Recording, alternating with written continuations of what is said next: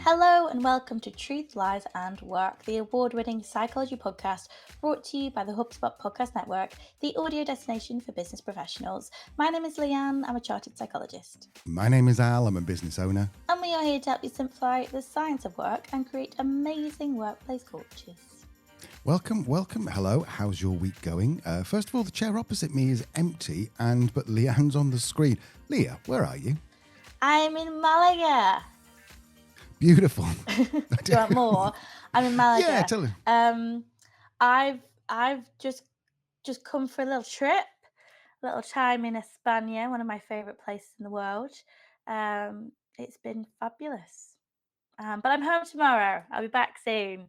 But your background looks a bit different as well, Alistair. Yeah, while you've been away, I have done a studio refurb. Basically, I've put up a load of timber. It's going to be rent here, so we can't put anything on the wall. We can't fix anything to the walls. Put a bit of timber frame, hung new lights, hung new teleprompters. Not got the background done yet because Leanne's got the car. Well, the car is at Sarajevo Airport. So I can't go out and buy stuff. So I have to wait for Leanne to come back so we can buy some. Because you didn't want to give me a lift. You say give you a lift. It's a 5-hour round trip. It's a 4-hour round trip. Anyway, regular listeners will know that every Tuesday, just like today, Leanne and I bring you a roundup of the latest news in work culture, plus a hot take from an industry expert, and then the world-famous weekly workplace surgeries where I put your questions to Leanne. Yes, and then every Thursday we bring you a brand new interview with an expert guest who knows how to create amazing workplace cultures. Leah, what time is it in Malaga? It's my favourite time of the week. It is time for the news roundup. I'll cue jingle. Jingle is being cued. What have you seen this week, Leah? I've got a new word. Go on. Floodlighting. Right. I know what a floodlight is. I know what a floodlight is. What do you think it is in the world of work? Guesses. In the world of work, maybe when someone floods your inbox with a load of tasks in an attempt to make you look like you might not know what you're doing? Not quite, but it's not far off. Not far off. Apparently, floodlighting is when a manager singles you out, magnifies your mistakes, and embarrasses you in front of everyone. Being a bit of an arsehole, basically. Apparently, if you have experienced that, then you have been floodlighted. Basically, this is an article that I saw in a magazine, actually, like a fashion magazine.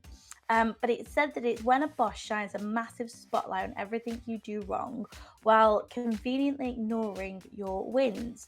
So basically, if you make a small mistake at work, instead of handling it quietly, your manager kind of calls it out in front of the team, has a bit of a tizzy fit, making it look like your job's on the line.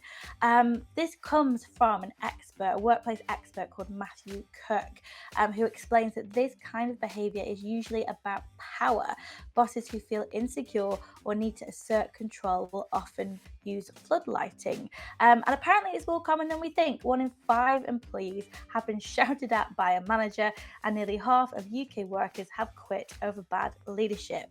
So this term, as I said, has been coined by Matthew Cook, culture and people specialist, a mental health first aider, and a practitioner of non-violent communication and immunity to change coaching. He also, Al, and I think you'll click into place now. He also co-hosted the #1 business podcast, Eat, Sleep, Work, Repeat. Oh, Adam Grant. No, Bruce Daisley. Bruce. Sorry. Yeah, so he spent loads of years with Bruce diving into what makes work and doesn't make it toxic. So what do you think, Al? Floodlighting. There's all these fancy terms for basically just being a bit of an arse. And I don't really understand why we need all the terms. But I suppose, do you know what? I have a theory that we have these terms because people who are writing articles or doing social media stuff need a flashy term.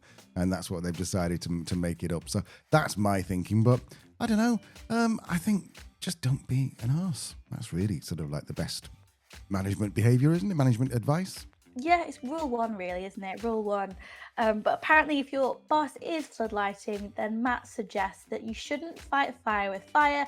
Instead of calling Matt publicly, try raising it privately. And if that doesn't work, it might be time to escalate it either to HR or somebody else, or probably more than likely time to be polishing up that CV. Because mainly, he says, if an organisation allows this type of behaviour, then it really tells you everything you need to know about the culture, which that's my favourite definition. So yeah, there you go, Al. Floodlighting. What have you seen this week? As you know, I occasionally go on X or Twitter or Twix, as I call it. There's one of the guys I follow on there called Jason Fried. He's the guy who runs Basecamp, formerly 37 Signals. And he's just got so many good things to say. And I really like the guy. He just seems like a really decent guy. His co-founder, David Heinemann Hansen, a bit more opinionated, perhaps can be a bit more polarizing, but Jason just seems to be like, yeah, cool, everything's cool, and he does really cool things. Now, as I explained, Basecamp used to be called 37 Signals. They also created a couple of amazing books like Remote, which is, I think it's called The Remote Office Not Required, way back in January 2013. So they were so ahead of their curve. And Rework, another great book. I can't remember if it came before or after, but both of them basically essential reading for anyone who wants to build a different kind of organization, like 37 Signals is. So talking of doing things differently, both of them, this is David Heinemann Hansen, one founder, and Jason Fried, the other founder, they don't offer equity to employees and never have. Now, just for context, they used to be around about 35 employees. Now they're about 70, I think, 70. So they're like, not a huge company, but they're a significant company. They've been going for about 25 years. They do many millions in revenue and many millions in profit. So instead of offering equity, they offer cold, hard cash. And this week, Jason opened up on X on how the profit sharing actually works. The link is in the show notes, as always. What I love about this is it's proper money, not like Silicon Valley fairy dust they call equity that may never actually materialize. Remember WeWork? There were lots of people who worked there who got plenty of equity on paper, had made loads of money, but actually got sweet FA. This is real money, and they share it with their team, and they've been doing it for about 25 years. Here's the bit that made me sit up and notice. This year, they gave 6-figure profit shares to 20 employees. That's not 20 employees sharing a 6-figure. That is each of the 20 employees getting 6 figures as a bonus. That's over a third of their staff. And we're not just talking about the techies here. This includes, because Basecamp, just in case you don't know, Basecamp is a SaaS, software as a service. It's project management, and it is all online. This actually includes customer service, HR, everyone who's across the entire organization. Even the newer staff got 4 or 5-figure sums when they worked out the profit share. But here's what I really love about this. It's not some sort of maybe one day when we IPO promise. It's not shares that might be worth something if Elon Musk decides to buy Basecamp, which, by the way, he never could, because Basecamp have always said we want to stay private and never will sell. It's actual cash that people can spend on actual things like houses, holidays, or whatever people want to buy with a 6-figure bonus. Basecamp last year has had an amazing year. Revenue is up, costs are down thanks to DHH, David Heinemann Hansen. I should have just said David Heinemann Hansen, it's easy for me to say, because he's managed to reduce the server cost significantly. If you're a nerd, go and serve him and you'll see like he's talking about bare metal stuff. So, but instead of stuffing it all in the bank or splashing out on a fancy office with a ball pit, they're actually giving it back to the people who made it happen. Oh, and the bonus, this is the clever bit, the bonus is based on the tenure of the employee. So someone who's been there for longer gets more regardless of their seniority or their job title, meaning that someone in support, for example, could get a bigger bonus than someone who's a manager of the tech department who actually arguably might have more impact on the actual production. But Anna's been there longer, but obviously it's based on tenure. I think it's a great way to reward employees. But Leah, here's a question for you. Do you think that a bonus is better than equity? Is there some kind of like psychological thing behind it? It's a tricky one, really, because it all comes down to the intrinsic motivation of the individual, and some will be more motivated by ownership and others by financial gain. I'd imagine the key is going to be consultation. It's going to be transparency around the process, and it's going to be following through on doing what you say you're going to do. So making sure that psychological contract doesn't get broken. We've all been in situations where we've been promised once you hit this, you'll get X amount of money, and it doesn't happen. So I think the key is really, regardless of whatever way you do it, is making sure you follow through.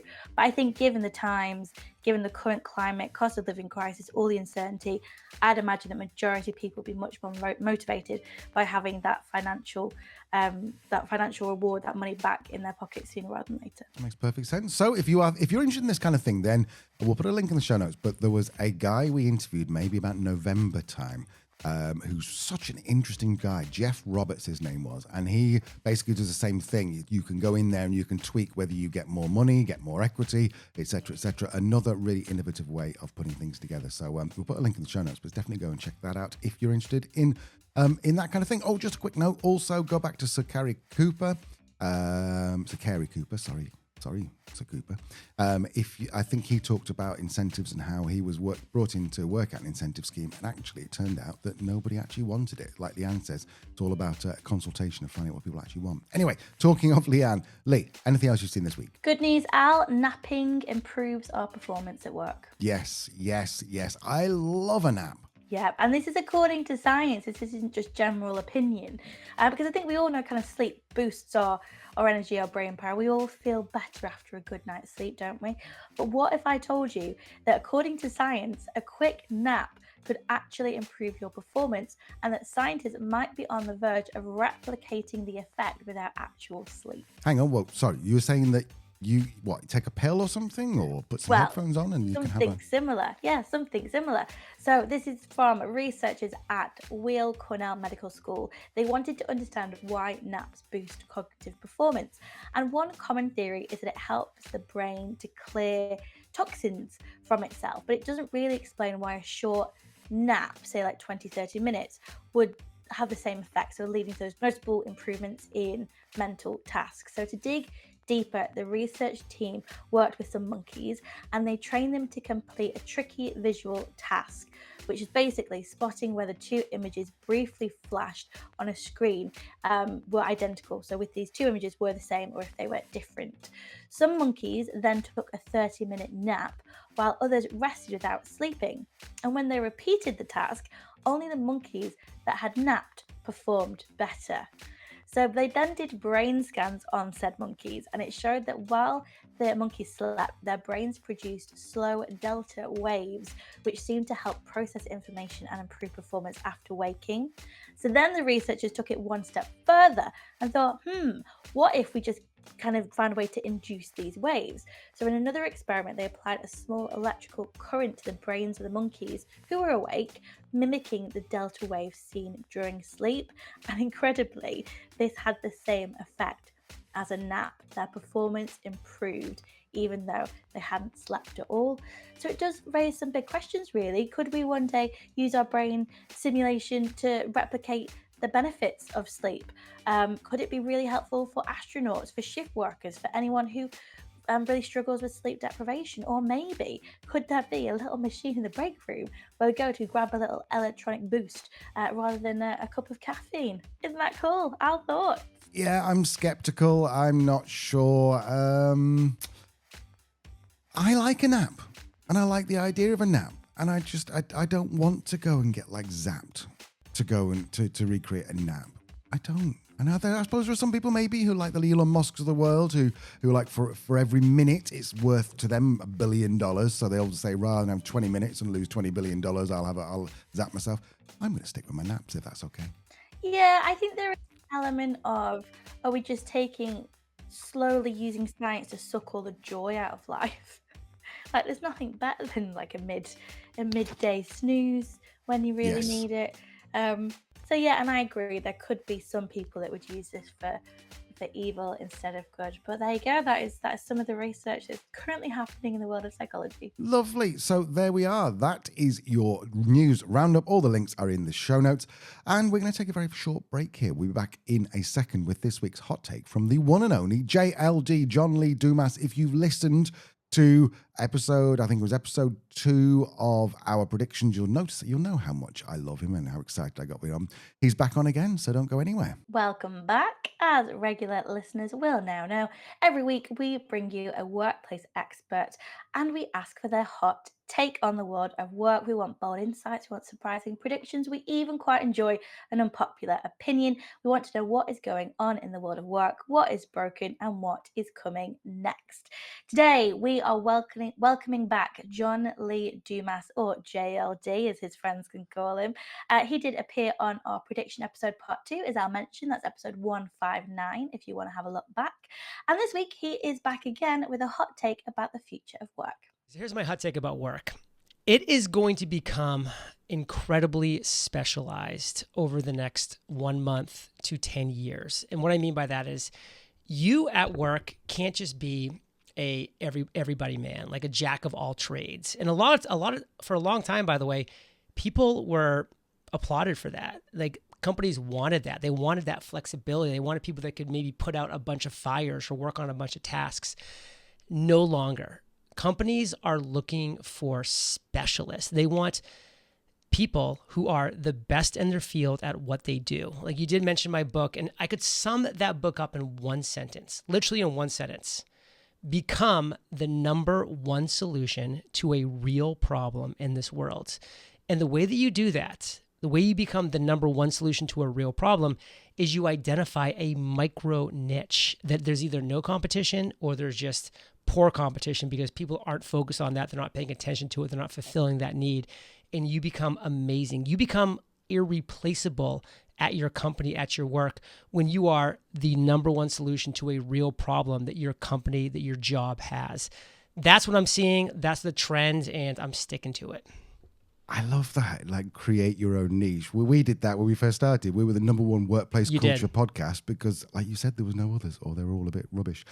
Can you give me an example, perhaps maybe from the book, if you remember any examples of someone who has created this micro niche? Well, let me just step back, and I will do that, but I'll first use you as an example, which I don't know a ton of details about your show, but I can just extract it from the short time that we've talked about here. Like, what happened? You identified a niche that hadn't been filled. You identified problems that were real in a workplace, and you said, I'm going to create the number one solution to that problem in the form of a podcast. And you've been doing that. And guess who noticed? Only one of the biggest, CRM companies in the world, HubSpot. And now you're part of the HubSpot Podcast Network, which both you and I are. And all the benefits that come with that. I mean, I was just at HubSpot's event Inbound in Boston, which was this amazing event. I got to speak on stage with Serena Williams, with David Spade, with Ryan Reynolds. I mean, that was this year. 2 years ago, I was on stage with Barack Obama, with Renee Zellweger, Reese Witherspoon. I mean, the people they bring to this event are amazing. It's exciting to be able to share the stage with these individuals, and you have got to be part of this organization because you found a niche and you identified it and you're making it happen. I did that with Entrepreneurs on Fire 12 years ago. I made it happen. And now I'm actually starting a new project right now to go along with Entrepreneurs on Fire. It's a separate project, but I'm reinventing myself in that space with a video show on YouTube where I've found a micro niche that is like a niche within a niche within a niche. And I'm going all in because I know that I can create the number one show on YouTube on this topic because it's a very micro niche topic. And I know that people want content about that and they desire content about that. And I'm delivering it in a daily format, literally 7 days a week, because it works for me with Entrepreneurs on Fire. I have the systems, the process, the understanding, the know-how to do that. And I'm maximizing my strengths. So people that are listening, what I want you to be taking away from that is, what are your strengths? Like, know what your strengths are, and then identify something that you can just become the best at within your strengths and your interests and your passions. And then you just go all in, you focus, you follow one course until success. That's amazing. Is that a secret project? Or can you tell us about it? It's not a secret project. I'm happy to talk about it real quick, and I'll be very brief. But basically, listen, I've been a believer in Bitcoin for a long time, really since 2017. I believe personally that it is perfect money, that it is the best preservation of capital possible. People can disagree with me. They can agree with me. Have your own opinions. That is fine. I have my own opinion. That's my thesis. Within Bitcoin, so you have finance, then you have a niche of Bitcoin within that, which a lot of people hate, a lot of people love, and a lot of people don't care about, and that's fine. Within that niche of Bitcoin, there's a company called MicroStrategy, which I believe is taking over the world because they figured out how to leverage Bitcoin in a way that nobody had figured out before them. And they're doing amazing things. And I won't bore you with the whys and the hows, but a lot of people really are interested about this because it's the top performing stock in the world over the past 4 years. Every single year. It killed NVIDIA. It killed Google. I love this company. I love their founder, Michael Saylor. And so I am doing a deep dive every single day on the latest and greatest updates on MicroStrategy. The show is called MicroStrategy Today. You can find it on YouTube. And in just 3 weeks I've been doing this show, guess what? I have over 2,500 subscribers. My video yesterday got 10,100 views. These are massive numbers for a micro niche of a show, but I went in and I dominated that niche and nobody's even doing it. So I'm the only show in town. I do really like this idea of doubling down on the thing that you're good at. I think we know now that multitasking isn't a thing, it's attention splitting. So when we take that to kind of a more macro level, it makes sense that focusing our efforts on one thing is going to yield more success. And I think it also makes sense from a branding perspective that you will become more forgettable if you're diluting your professional brand essentially. And I think that does tie in with a psychological concept called the dilution effect, which can affect people's judgment. So basically, when someone has several pieces of information, some of which are relevant to the judgment to be made, while others are not, the very fact that there's a lot of data can mean that an important idea is often overlooked or loses its significance. So it makes sense that that might happen if you have lots of skills or capabilities. Being great at a lot of things could actually make you less memorable. Yeah, I think that's a really good point. And I think solving, like you mentioned, these real problems is really, really important. And I also think that is going to be very important in 2025 and beyond, because if you're known as the person who fixes X in your company and even beyond, then AI is unlikely to come for you and you'll always be irreplaceable. In fact, weirdly, the longer you are the expert, the more knowledge you pick up and the more experience you have of solving that problem. And therefore, the more sort of indispensable you're going to become. Just be careful when you do choose your superpower, though. Make sure it's something that's pretty sort of like, I want to say timeless. You'll know what I mean in a minute. And also platform agnostic if it is something around software. For example, don't be the expert in, say, PowerPoint, because PowerPoint might go away or it's a very sort of like very narrow thing. Be the expert in creating amazing presentations from data that someone gives you that look great and also tell a really good story. And that way you can kind of do it in Google Docs. I think it's called Google Present or something. You can do it as a brochure, you can do it as a PowerPoint, or even like an animated explainer video. So that's, if you're really good at being the person who does X, and you make sure that X thing is sort of like agnostic, then I think you're gonna be in demand. Absolutely. I think it's always finding ways to make your skills transferable, isn't it? That is the key to Mm. longevity in any career. Excellent thoughts and advice and insights there from JLD. If you want to find out more, you can find John's podcast. Just search for Entrepreneurs on Fire wherever you get your podcasts and find out more about his book or follow along on his new YouTube project. Just head over to eofire.com. Okay, on to my favorite time of the week. It's time for the world famous weekly workplace surgery where I put your questions to Leanne. Just in case you haven't worked it out yet, Leanne is a chartered occupational psychologist with decades of experience helping organizations create amazing workplace culture. She also hates it when I say decades because it makes it sound really old. And it's her job to give our lovely listeners advice on work-related problems. So this is the first problem, Leanne. I'm neurodivergent and I'm in hot desk hell. My team has switched to hot desking and I hate it. I'm neurodivergent and I need my own dedicated space to focus. So I spoke to HR and they say it's company policy.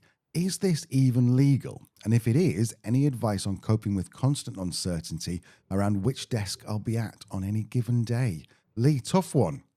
Yeah, it is a tough one. I think the main thing is that as a person who is neurodivergent, it's up to you whether you decide to disclose that to your employer under the framework of disability. And I know that's often very uncomfortable for a lot of neurodivergent people because they don't necessarily see themselves as having a disability. They just have an atypical way of thinking. That said, if you are in a comfortable to do that and declare your neurodiversity as a disability, then you will be covered by disability law, which will then mean that this whole ridiculous company policy around hot desking won't affect you. Your organization will have a legal obligation to make reasonable adjustments to your working environment, and that will include giving you a set desk, equipment, working times, whatever it is that is going to facilitate your very best work. I would maybe see if HR haven't really given you any answers. See if you've got an occupational health team that you can talk to, or even an occupational out service that your company uses, or indeed go back to HR with the view that you are now deciding to define your neurodiversity as a disability so that you can get these reasonable adjustments that will facilitate your work. Beautiful, beautiful. I think there's. I know when I was reading it out, I knew I could tell there was going to be a problem. HR said this is company policy. Is this legal? And of course, that very much depends on where you are in the world, because there's different laws. Perhaps spin back a couple of episodes to Tony Yamos. Jamos. Sorry, Tony. I always get that wrong. Tony Jamos, who started a company. Is that Oyster HR? Yeah, Oyster HR. Started this company, Oyster HR, and that helps you to be compliant in all different countries. It's kind of like I suppose HR as a service. Harass. No, that's not the right. We should not be using that acronym. HR as a service, AAS is what I went for, but no, just forget all of that. So the idea is, so if you want to find it's legal, then definitely go and check out Oyster HR because it's definitely worth having a look at. Interesting stuff, Leanne. Interesting stuff. I wish if you are listening and you are neurodiverse, can we have a few more questions from you? Because we don't often get those sort of questions and they're interesting. And also, I like how it opens up Leanne's occupational science mind. I think it's really cool. And if you are neurodiverse, then Leanne, there are probably 50 episodes on our pod, aren't there, around neurodiversity? There's a lot around neurodiversity, yeah, absolutely. Going right back to, I want to say maybe even episode 30 or 40 something with the incredible Dr. Nancy Doyle. So well worth going back to that. Either if you are neurodivergent or if you're a business owner who employs people who are neurodivergent, it's a really nice introduction type episode. Absolutely. Okay, so the second question I've got here is, new manager hates giving negative feedback to their team. I became a manager for the first time a few months ago, and it was always my dream to be the world's best boss. I've had some pretty crappy bosses in my time, and also in this company. Understandably, they didn't want me to read their name out or the company. However, one aspect I'm struggling with as a new manager is giving feedback when it's not positive. I keep sugarcoating everything because I want to be liked, but I know I'm not helping my team as they keep doing the things the wrong way, and I have to stay behind after they've gone and redo the work the right way. How do I get better at having difficult conversations like this? Training, really. Investing in your own learning and development is going to help you have those more difficult communications. Basically, just advancing your communication skills and how you approach it. By the sounds of it, though, the nuance in your question around that you're having to redo the work, it sounds like actually it's more of a process-driven thing than a performance-driven thing, and that's often much easier to deal with because it's more practical. And I think for what I would say in that situation that's worked for me in the past is to maybe sit down, whatever you think is best, either one to one or with the team as a group, and just say something like, I think there's been a bit of confusion around this process. I'd just like to go through it with everybody, just so we all know we're on the same page to get it done right first time. And I think typically they'll be a bit like, oh, eye rolling at processes because anything around paperwork or admin or compliance is a bit frustrating, isn't it? Equally, it's one of those things that people aren't really going to take personally if they just got a process wrong. So I think it sounds more like in this scenario, you've actually got a fairly simple way of managing this conversation in a very transactional, practical way. In terms of having more difficult conversations, this is really something you're going to have to work on as a manager because you're not there to be their best friend. You're not there to kind of do their work for them. You're there to guide them and help them be the best that they can possibly be. I think often a really nice starting point is to understand what the individual's motivations are, aspirations are, career goals are, what they see their strengths are. Something that you do typically in an annual review, which isn't really always drilling down into their current performance. It's also looking at the bigger picture of where they want to go. And with that, they're going to identify their own weaknesses or their own areas for improvement. For example, if you're working with an employee and they say, yeah, my attention to detail isn't very good, I need to work on that, particularly when it comes to the administration part of my job, then if you're finding that it's this is what's impacting the process, you can say to them, Leanne, I know we've talked about this. I know you've identified it yourself that attention to detail is really tricky. So with that in mind, do you mind if I just kind of bring you things where I think maybe you have had that oversight? I'll be like, of course, that's absolutely fine. Then you've got that permission. You bring it to them and say, look, this needs to be doing blah blah blah blah blah. So the point being that you've identified those weaknesses or areas for improvement in consultation with the employees. Ask permission ahead of time to point out any things that could be useful feedback in terms of them improving those skills, or indeed you should be giving feedback when they've absolutely nailed something. So if they've had a really detailed presentation to do and they've got it 100% right, you equally want to be praising them as much as you're taking them feedback. And I think if you get into that pattern over time, you'll start to build more trust. You'll start to build more of a relationship with this person where you can start to be a little bit more direct. But I think in the early days, that's a good approach to do, is in consultation and with their permission, if it is more of a performance based issue. I think I really like this idea of just saying, look, I know you all know, when knowing in the back of your head that 70% of people don't know. That's a really nice way of just not having to pull someone out individually. Let me ask you a question then about this, because there's a guy called Derek Sivers who started CD Baby. He's written a great book called Anything You Want, I think it's called. I must have read it about 5 times. It's a phenomenal book. And one of the things he did, because he's very much introverted, he says, I don't want to be a manager. I don't want to be a boss. One of the things he did was whenever someone asked a question, he stopped the entire room and said, right, okay, I'm going to answer this. Someone write it down. I'm going to answer this now so that we all know. And then that person writes it down and adds it to a little sort of internal wiki.